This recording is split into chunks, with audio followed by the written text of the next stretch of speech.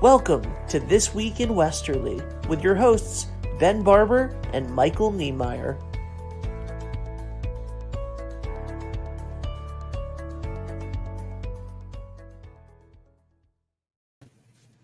Hey everybody, welcome back to This Week in Westerly. My name is Ben Barber. I'm Michael Niemeyer. Good morning. Good morning. I don't like the color scheme on this at all. Let me just change that real quick. There we go. Okay. All right. So, how are you, Mike? I'm doing great. It's beautiful out there, isn't it? I don't know. I haven't been outside of this room yet today. Oh my god! Yeah, well, it's great. So I'm happy. I'm happy to hear that it's nice out. That's wonderful. I'm gonna go for a walk after this. So I'm very excited about that. How was your week? My week was great. I don't have very much to report in ways of things happening with me. Everyone's just been really great. We took the dog for a walk a bit. We took the baby out, which is so nice. We took her out in a stroller. We haven't been able to do that very much, so that was super. How has your week been? Wonderful. Yeah, no, my week was great. Nothing to complain about. And why would I anyway? So I'm excited about our guest today. Before that, do you have any news that happened in Westerly? I do have a couple of things folks might be interested in. There's the Westerly Stonington Job Fair. It's going to be this upcoming Thursday. It's from 3 to 6 at the Westerly Education Center, 23 Friendship Street. It's going to have electric boat, Ma's Sweetery, all kinds of Westerly Community Credit Union, all kinds of local businesses are going to have. And that's this Thursday? That's this Thursday from 3 to 6. And by the way, if you are a business and you want to get a booth there to try to attract some new workers, you can contact Faith Hansen. Her number is 401-584-4931, 401-584-4931. And she will get you a booth there. You can contact her as late as Wednesday, which I thought was wonderful. That's such flexibility. So if you're a business looking for workers, that's a good place to go. Not right now, buddy. That's amazing. Yeah. Sorry, I have a 6-year-old who who rediscovered a springy chair that's hidden behind my desk and wants to get it out. And I'm like, no, that's not the time. We also such is life. Yes. What else? Really quick, I just wanted to pitch that Camp Watchog is having an open house today from 10 to 2 at their facility at 160 Prosser Trail in Charlestown. If you have a kid and you're interested in having them go to summer camp, 10 to 2 at Camp Watchog, open house, go check it out. I know my daughter's going to camp there this summer, and I'm so excited about it. I worked there when I was much younger, and it is a fantastic place. I didn't get to go as a kid, but I got to see how much fun the kids have, and I'm so excited that my daughter gets to go, and I can't wait for her to meet all the other kids there. That's on Burlingame, right? It's near Burlingame, yeah. Camp Watchog. It's like the same pond, I think. Definitely. I'm not sure. I don't know. I didn't go to any. Do you want to go to Camp Watchog someday? Yes, he says yes. Good. Okay. Yeah. Signed up another one. All right. Let's get to our guest, the wonderfully talented, sweetest person in the world, journalist for many years for the Westerly Sun, and one of the most fascinating people in town, Nancy Burns-Fusaro. Hi, Nancy. Oh, good morning, Ben. And as my dear mom used to say, flattery will get you everywhere. So far. Good morning. Good morning. Hi, Michael. How has your week been? My week has been wonderful. I escaped to Martha's Vineyard with my husband because my youngest son and his family, which includes the three youngest grandsons, rented a place in Oak Bluffs. So we were in Oak Bluffs for the weekend with grandchildren. What could be better? It was fabulous. Oh, that sounds so lovely. All right. It was fabulous. And for those of you who know my story or a little bit about my story, I lived on Nantucket for many, many, many years. And so I consider myself a Nantucketer, not a Martha's Vineyarder. So here I was being betrayed, but because there is this very funny rivalry between the two islands. But oh my goodness, it's such a different place, and it was so interesting, and the history, of course, is so fascinating, and it's just a treasure. It was a wonderful time.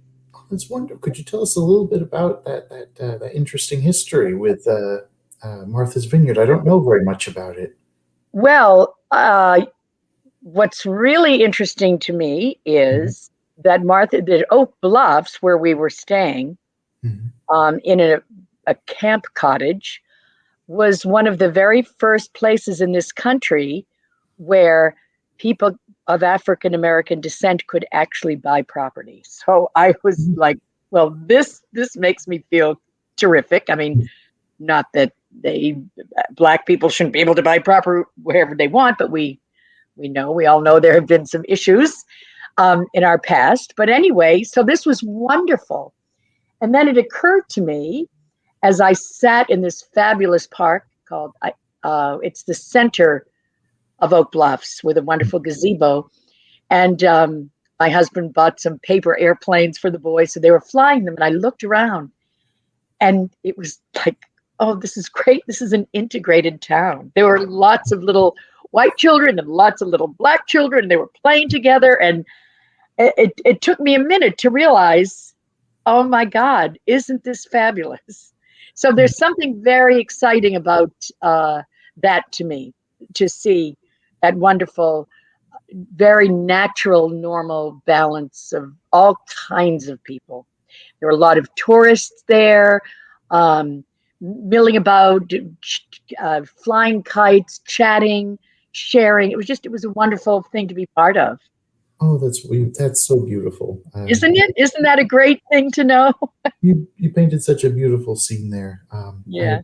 I love that. I love that. Well, I'm going to ask you a question by way of introduction, and I hope you'll indulge me on this one. Who is the character of Pippi Longstocking, and what does she mean to you?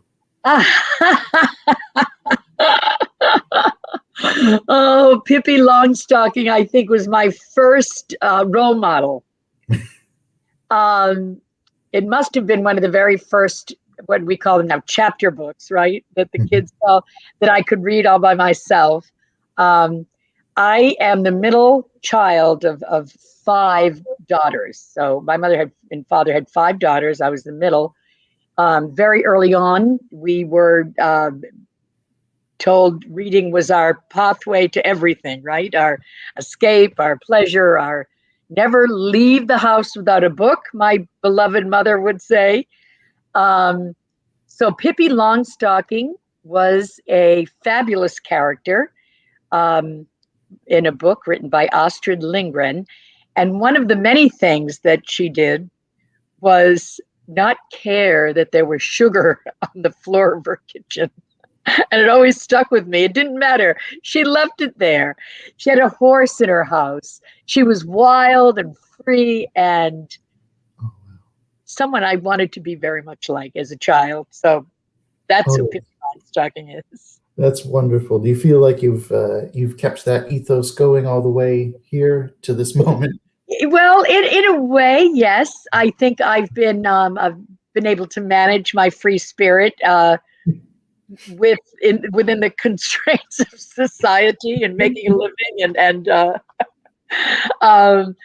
being married and raising children and now grandchildren. I've tried to keep that spirit alive. Yes, the Pippi spirit going. That's wonderful. Well, if you wouldn't mind sharing with us a bit about your history with this town. You mentioned spending much time on Nantucket. what's brought you here to Westerly? I know you've been with the Westerly Sun for about 20 years, but just generally, what's your history with this town?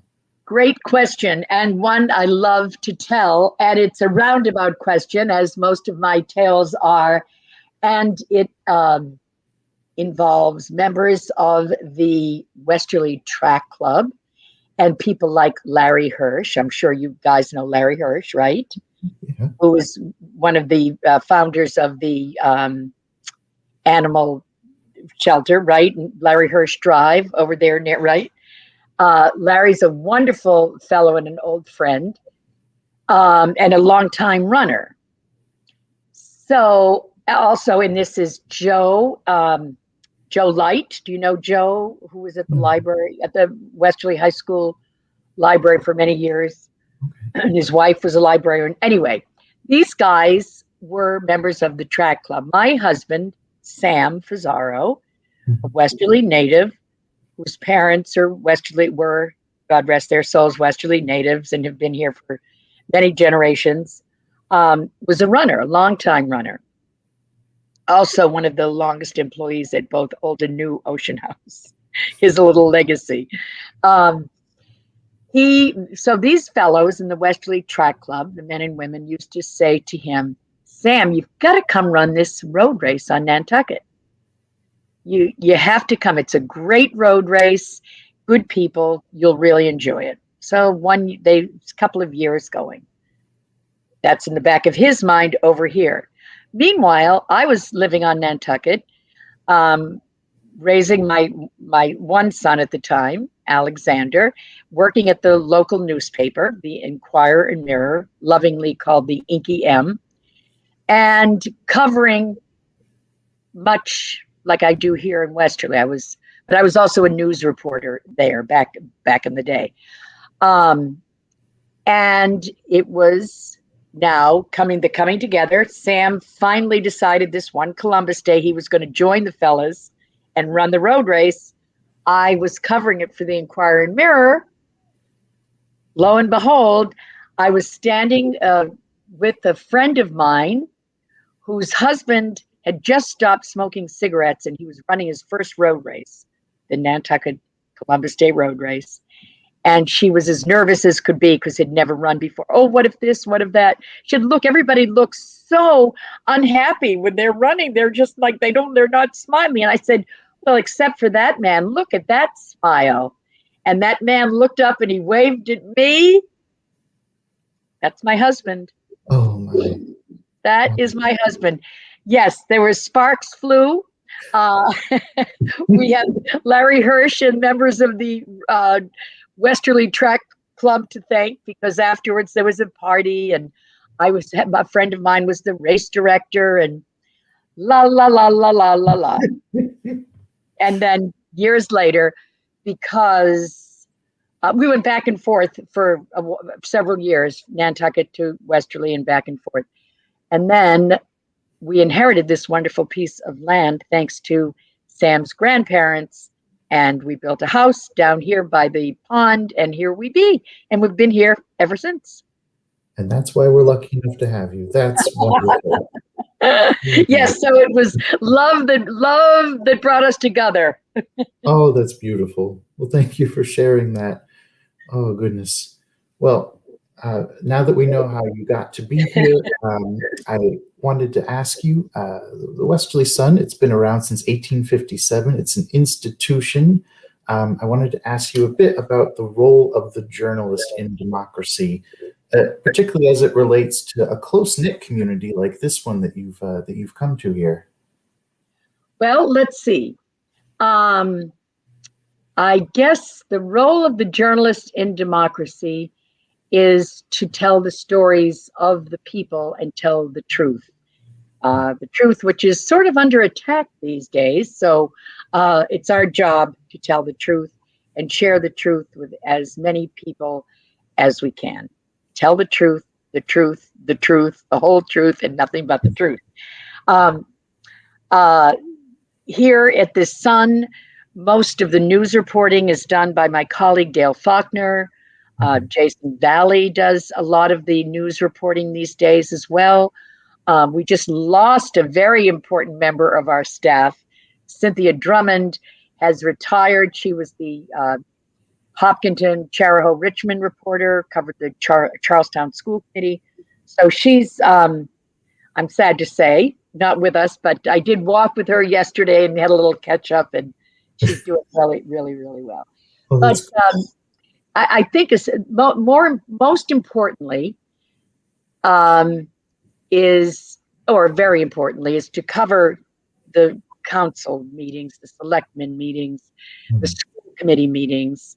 I'm sure you've noticed the school committees in this, what's the catchphrase that is critical race theory is suddenly a buzzword, and people are blowing things out of proportion or not talking about it enough. But those are things that must be covered.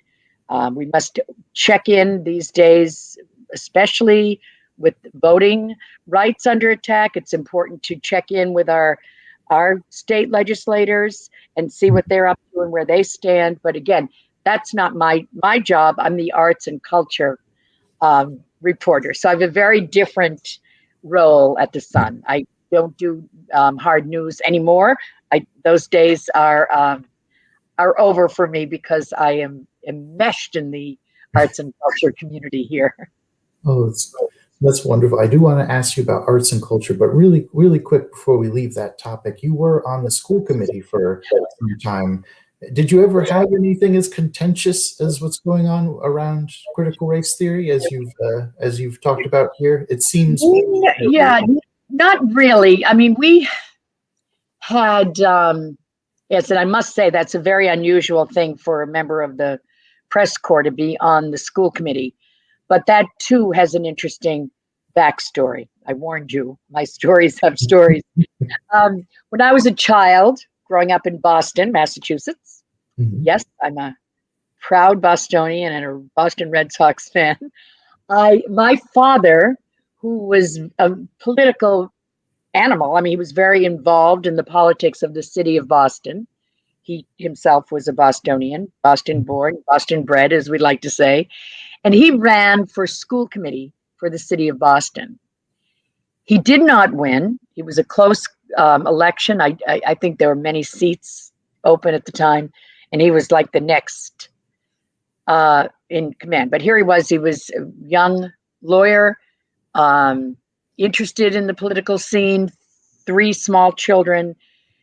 He opted to work behind the scenes instead of going through the election process, because that's a lot of time, as we all know, a lot of time, a lot of money, a lot of energy, and he had 3 children, and they would go on to have 2 more. So he decided to rethink. Fast forward many, many, many years later, Joe Iacocca, a well-known local guy, was the chair of the local Democratic town committee, and he approached me and said, we're really looking for people to run for public office right now. The school committee, really, we need to ask people to get involved. And I had such a dilemma because I thought, well, wait a minute. And back then I think I might have been just beginning with the Sun or freelancing. Okay. Or maybe, just doing per story piece. I think that might have been how it started. But anyway, I consulted many people. My father was not alive at the time, but certainly my mother was, and my siblings, and a close friend who was a priest. And I said, all right, what do I do? And they all said the same thing. Well, it sounds like you're being called to do something as a civic duty. And when that happens, you usually should follow if it feels like the right thing. And of course, to honor my father and to do my civic duty, I thought, all right, I'll throw my hat in the ring. And I did, and I won, and I served 8 years. Oh, wonderful. Well, if a priest tells you to follow a calling, I guess you got to do it. Right? That's right. Oh, wonderful. Well, thank you for sharing all that. You mentioned you're the arts and culture editor. And I've always felt we're so lucky in this town to have such a vibrant arts and culture scene. Could you talk a little bit about covering that scene? Maybe some of the highlights you've had over the years. Oh boy, yes, I'm delighted to. And what a wonderful, wonderful upswing we're on. Westerly just seems to be getting better and better and better. And we say that all the time. Way back when the Artists Cooperative Gallery, for instance, when those artists, and that's 20 years, I think, began to form and knew that they knew there was a core of really dedicated, talented people. And it's been growing ever since, just growing by leaps and bounds, and then sometimes by fits and starts, and back a little and then forward. But it's definitely increasing. And now with the United Theater, oh my goodness, around the corner, ready to bring a whole new level of arts and culture, music, sophistication, regular. I mean, just that is going to really tie things together. And as you may know, the Nick is going to be reopening for live music at the end of this month with the wonderful Glenn Thomas, aka Glenn Kenzia, kicking things off. So what could be better? And Greg Piccolo the next night. So the music scene, as you probably also know by now, going way back to Roomful of Blues and Al Copley, and before that, is very, very strong and rich. The visual arts, the literary arts, just really, really remarkable. We're very, very, very fortunate in this town. What makes you think we're so? Well, how did we get so lucky to be blessed with such an art scene? What did we do something right? What happened? I think we live in a very beautiful place that a lot of people like to visit. We also, lest I forget, have an extraordinary library. Extraordinary.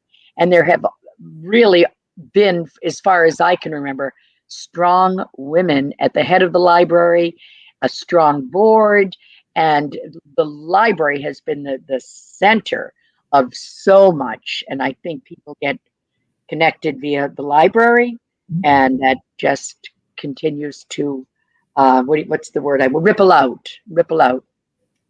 Oh, wonderful! So a strong civic life led to a strong art scene. I think so, and a lot of wonderful, committed people. I mean, how can we not focus a minute on the chorus of Westerly and George Kent, who has brought extraordinary people in music to this town. And that'll continue with the Rhode Island Philharmonic looping in with the United and with the chorus. And there's just, it goes on and on. We're very, very fortunate. So I think the confluence of the music, the visual arts, the literary arts, and of course there's the culinary arts too. We can't forget. We've got some extraordinary chefs in town too. So, and great food, right? Oh, yeah, absolutely. Yeah. Well, thank you for sharing that. And I also wanted to touch on, you're an instructor at the Harrington School of Communications and Media at URI. One of the things you teach on is small group communication. Could you share with us a little bit? Now, keep in mind, we haven't taken a COM 100 course, but if you could condense an intro to COM 251, I'd be very appreciative. Yes. I teach in the Harrington School. I teach an editing class, which I'm in the thick of right now, which is condensed for summer session. And I teach small group communication pretty frequently and have for many, many years. Small group communication, as I love to tell my students, is almost like lessons for life. And if you use the lessons, you can get yourself out of some jams. The main thing, no, not main thing, I don't want to say that. One of the many things we talk about in the class is the importance of listening. And I stress that now And I stress it in the class. I mean, we talk about many other things. And of course, when are you not in a small group? I will say that. I mean, we're always in a small group, whether it's our family, whether it's our neighborhood, workplace. So to know how to behave and know skills to help you communicate better in a small group is a lifelong lesson. So I go back to listening because I always say that's something I stress very often in that class and like to practice. And I remind myself also that it's something I need to do more of. So you know that old saw about teachers, you'll keep teaching till you get it right or till it gets through. So I feel that way because, again, we're always in a small group, or unless we're Henry David Thoreau and living in the woods in Concord, we're in small groups and we want to learn how to best function in a small group. Wonderful. Now, so much of our communication nowadays is people sniping at each other online. Is there any application of this theory to making that kind of discourse better? Well, yeah, then that brings in the whole anonymity too, which is difficult. We do talk about that in the class quite often. But right now I am finding it very interesting in the editing class. We've been discussing Alexi Mccammon, the reporter from Axios, who took a job, you might remember this, at Teen Vogue, I think it was, and then an old tweet from long ago surfaced that was insensitive.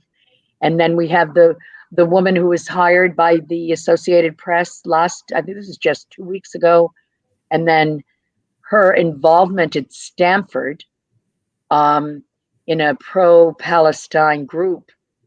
She's an Orthodox Jew. She went to Stanford, got involved in a Palestinian awareness group because she wanted to understand the nature of the conflict better.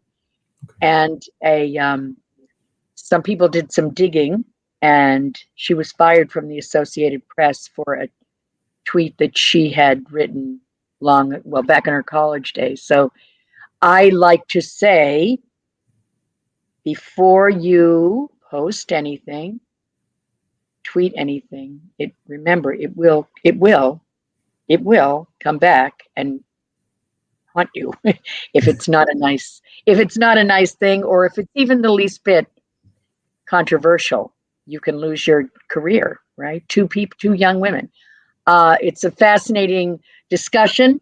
I'm not sure it's one for now, but I'd be happy to talk about it another time because it brings up a lot. So I guess I would say, to answer your question, Michael, I caution my students to be ultra careful about what they post, and to keep in mind that it's there forever. Well, thank you for sharing that lesson and that caution with us. I appreciate that. Before we let you go, I did want to ask you about In the Easy Chair. It's such a wonderful series. Could you tell our listeners a little bit about it in case they're not already looking out for it? Sure. Thank you for asking, and thank you for being a reader. Thanks to all the folks who keep the Westerly Sun alive. That's a very important thing. The Easy Chair, we started it long ago when Marlia Ross was the news editor at the Westerly Sun. And we wanted to find something that would be sort of formulaic, but would involve the community, highlight people of interest. So our editor, the main editor at the time, was David Tranquita. And David and Marlia and I sat down and David was like, well, I don't know. How are you going to keep this going? And I said, well, I'm sure we can keep it going. He said, well, let's get 3 in the tank, get the questions. We hammered out the questions, which I've tweaked over the years. But Steve Hartford was our very first guest, and Steve Hartford was our town manager many moons ago. Okay. And we had to, Susanna Snowden, who's a wonderful photographer, now living in the Grand Cayman. She's a very accomplished, award-winning underwater photographer. But Susanna, I remember her lugging out a leather sofa from Steve's house because he wanted to sit on the sofa in his backyard. So that was our first easy chair. I think lately I've been thinking about, is it time to start anew, recycle, because it's been so long. If Steve Hartford was our first guest, anyone who's familiar with the town knows that was at least 10 years ago, if not more. So anyway, it's a basic Q&A, right? We have basic favorites, age, occupation, what you wanted to be when you grew up. It's like 20 questions, essentially, as Ben knows, because Ben was my guest. I was. Thank you, Nancy. Thank you for asking me. It genuinely was an honor, and I appreciate that very much. And I did notice, because I read, I believe yesterday or this past week at whatever point, was Stephanie Bennett. Yes. Who is wonderful, co-owner of the Malted Barley and Echo Rock Flowers. Echo Rock Flowers, yes. Rock what a Flowers. wonderful guest. And I noticed that you tweaked some of them even in the last 6 months, some of the questions. Yes, I wanted to ask people how they're faring during the pandemic. Yes, and I even the music question was changed in a little bit of a way. Yes. And I would like to say thank you very much for asking me to be on it. And also, I mean, what took so long? I said this jokingly before the show, and I feel like I need to address it one more time. Like, what took so long, Nancy? I know. Literally, I mean this. It was a running joke in my house, with Dave at least, of every time like something significant would happen, I would go, nice, like congratulations, Ben, and he would go, yeah, but you haven't been asked to be in the easy chair yet. I'd be like, okay, and then everyone around me got asked to be in the easy chair, but not me. And I was like, I don't understand what's happening. Nancy loves me. I do love you, and I'm sorry it took so long. I do cool stuff, right? And then I was doubting myself. Yeah, and then immediately you meet Mike in like 2 minutes, and you're like, you might be an interesting person for the easy chair. And I'm like, how dare you, Nancy? You've broken my heart. Anyway, I appreciate it, and that actually. Forgive me. No, I do. Actually, truly, this was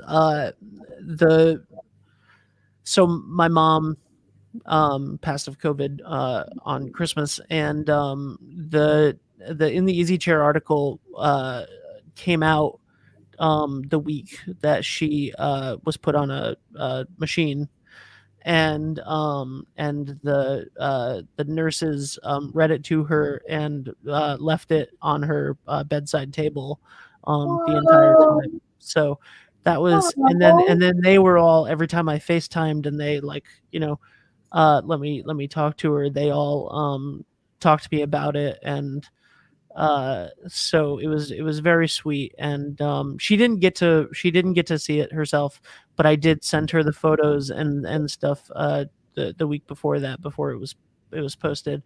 And yeah, the nurses got to read it to her and stuff, and that was very sweet. So I appreciate it, and the timing was very nice, and it meant a lot. That's lovely. So. That's lovely. Thank you. All right. Yes, the show will be over soon, buddy. You want to say hi? You want to say hi on the show? Say hi. Hi, Rick. All right, get out of here. Anyway, so yeah, that's it for me. Obviously, this is I love this. I've had the opportunity to interview you 3 or 4 times now, and be interviewed by you more times than that. Mike and I go way back because Mike was involved in our theater program when he was still in high school. And so I just want to take that comes up like once every 3 weeks on the show, and I just want to, you got to sit down in the opposite way, buddy. Thank you so much. So I just want to say thank you for all of your support to the arts in our community, and for giving a exorbitant amount of publicity to 16 and 17-year-old kids who were trying to do something on their own, and had these crazy dreams and ambitions. And you were so nice to Dave and I before anybody cared, and and still, who does? But you always did, and we really, really appreciate that. So I just want to say thank you. Oh my goodness, that makes me feel wonderful. You are so welcome. That's terrific to know and hear. Thank you for saying that. Thank you. Oh, this has been such a wonderful half an hour. I'm so grateful that you came to spend it with us. Is there anything you'd like to say in closing to the folks listening, or to Ben and I, or anything? Well, I'd like to say thank you very much to you both. And Ben, thank you again for your kind words. I feel very honored. That's a wonderful thing, to think you've made a difference or done something that was kind in your life. That, if it's one thing, then I feel successful. So that makes me feel terrific. Thank you so much for telling me that. You've done many kind things, Nancy, but oh, geez, that's so great to hear. Thank you. Thank you. I guess, see, and it's this kind of exchange, and to realize what a wonderful community we have. This community is full of wonderful, caring, giving, loving people, just everywhere you turn, every facet, the Rotary, the various clubs, the library, the United, the bookstore, the wonderful bookstore we have to talk about, the extraordinary people who have come through this town to speak at the bookstore, and the wonderful job that Alyssa Sweet and now Ani has done to hold Zoom meetings all through COVID, just lovely, wonderful people. And of course, Lisa in the Chamber of Commerce, my goodness, just wonderful, committed, dedicated people. So we're lucky. We have a wonderful community. I feel so grateful to be part of it. We're grateful that you're a part of it. Thank you for being with us. And I just want to say before we get Nancy off, because I would love for her to mention this as well, is, if you are somebody that loves this community and loves the programs, the art scene, the education scene, anything that you do where you want to be involved with that, maybe you're already doing something, please contact us. If you'd like to be on this show, please contact Nancy if you would like for her or the Westerly Sun to cover it. Thank you for saying that. And if I may, for one more thing, one of the other many things I do at the Sun is oversee the Front Porch News, which is a Monday section with reader-submitted photos. And of course, that's changed over the years with the social media. People just plunk stuff up on Facebook or Instagram, and please send them to me too. We want to put them in print. Newspapers are vital. Newspapers are vital in a democracy. So let's keep the Westerly Sun alive and healthy, and send me your photos. And also, as Nancy told that wonderful story about the calling that she had years ago, if you're one of those people in town and you want to make a difference and you think that you're being called to make a difference, I mean, think about running for one of those offices. Think about running for school committee or town council or something, because we need you. Yes, good for you. And there are many ways to get involved on committees, on boards in the town. You can look on the town website. There are vacancies on a few of those commissions or boards. You can put your name in. Yes, people need to get involved in a democracy. Amen. Good for you for remembering that, Ben. I give all the credit there to my smarter, better half of this duo, Mr. Michael Niemeyer. It involved. I love democracy. Election day is my favorite holiday. Go ahead and get involved in this town because it is a beautiful town and it needs you. Yes, and that's usually we say goodbye to the guest, but that's a great place to end. So thank you, everybody, and we'll see you next week in Westerly. Have a good one. Bye-bye.